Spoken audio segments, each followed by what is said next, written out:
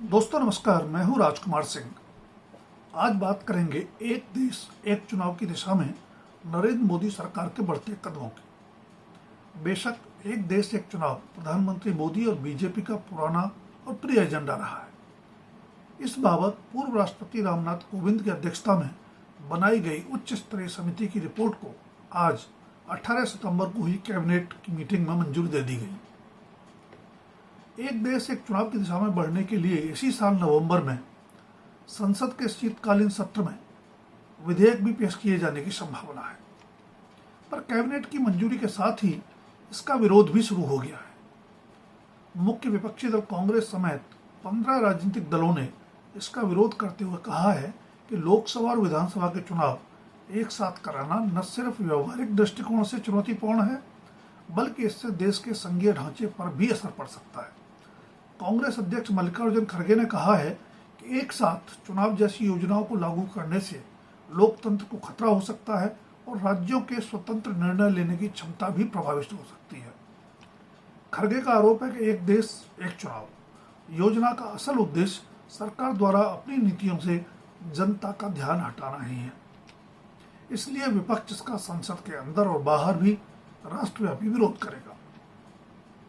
दोस्तों, आपको याद होगा कि 18वीं लोकसभा के चुनाव से कुछ ही महीने पहले 1 सितंबर 2023 को रामनाथ कोविंद की अध्यक्षता में यह उच्च स्तरीय कमेटी गठित की गई थी, जिसने 15 मार्च 2024 को यानी लोकसभा चुनाव से पहले ही अपनी रिपोर्ट भी राष्ट्रपति द्रौपदी मुर्मू को सौंप दी थी।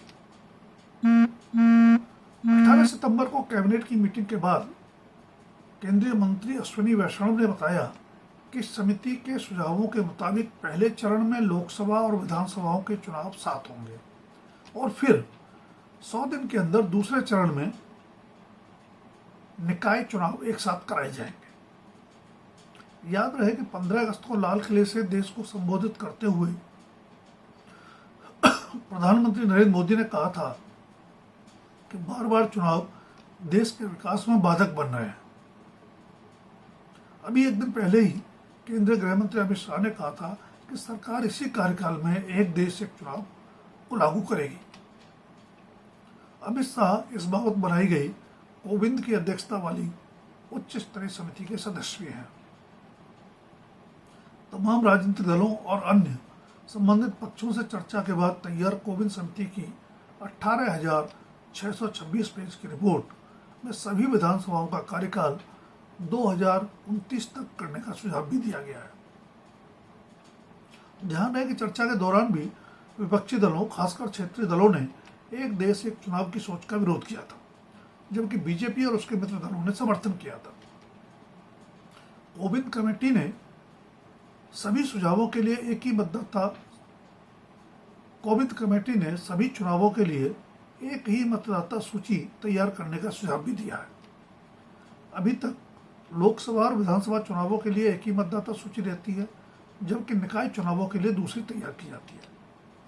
कोविंद समिति ने अपनी सिफारिशों को लागू करने के लिए कुल 18 संविधान संशोधनों का सुझाव दिया है, जिनमें से ज्यादातर के लिए राज्य विधानसभाओं की सहमति की जरूरत नहीं होगी। मसलन लोकसभा और विधानसभा चुनाव एक साथ कराने पर संसद से ही संविधान संशोधन पर्याप्त होगा, जबकि सिंगल वोटर लिस्ट और सिंगल वोटर कार्ड के लिए संविधान संशोधन को आधे से अधिक राज्य विधानसभाओं की मंजूरी की जरूरत होगी।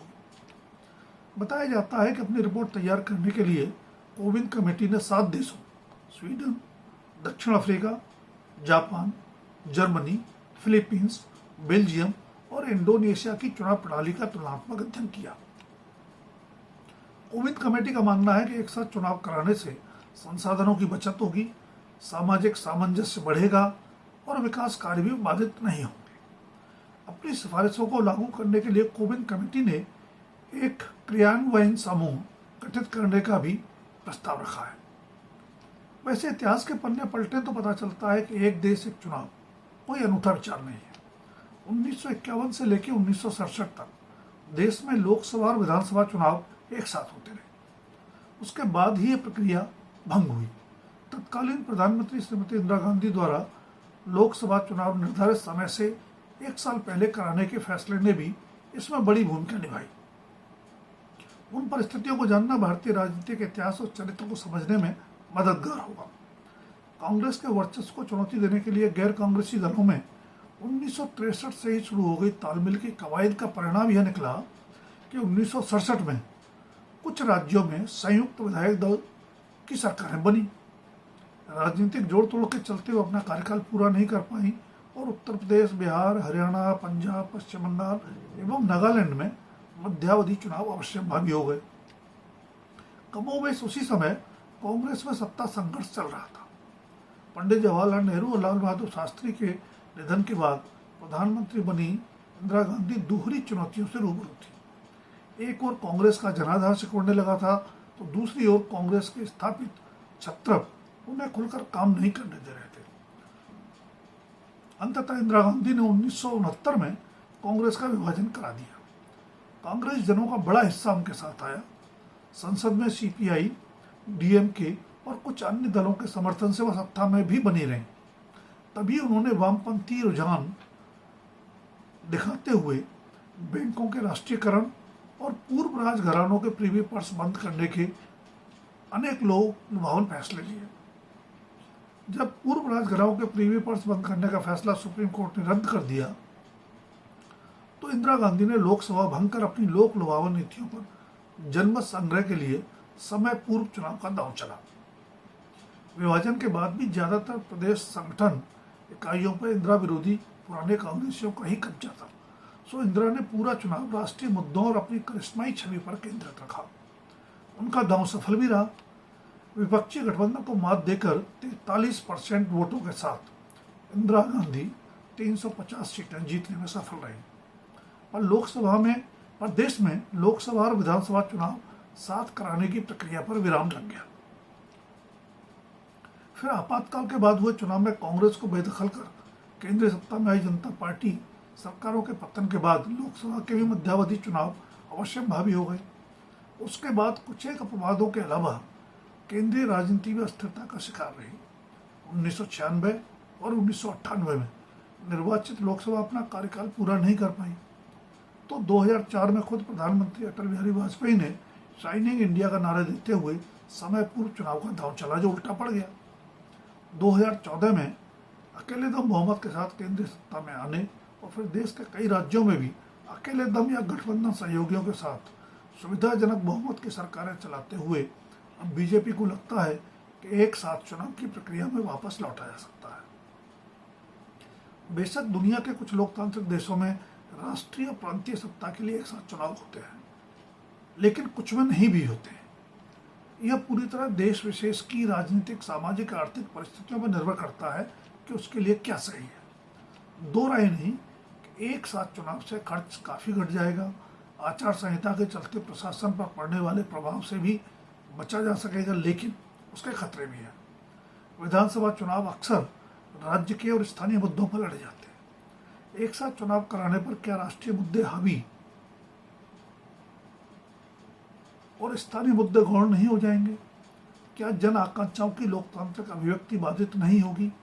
एक साथ चुनाव कराने के लिए बड़ी संख्या में ईवीएम मशीनों और सुरक्षा बलों समेत संसाधनों की दरकार भी होगी। पर सबसे अहम सवाल है कि वास्तविक जीवंत लोकतंत्र ज़्यादा जरूरी है या कम खर्च में चुनाव? सवाल यह भी बड़ा है कि कार्यकाल के बीच ही सरकार के बहुमत खो देने पर जोड़ तोड़ से वैकल्पिक सरकार बनेगी या फिर राष्ट्रपति शासन के जरिए लोकतंत्र को स्थगित रखा जाएगा।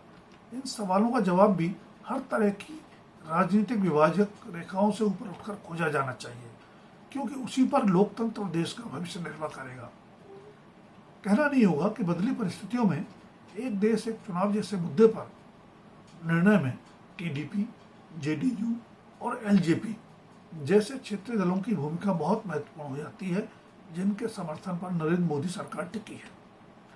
दोस्तों, अगर वीडियो पसंद आए तो लाइक, शेयर और सब्सक्राइब अवश्य करें।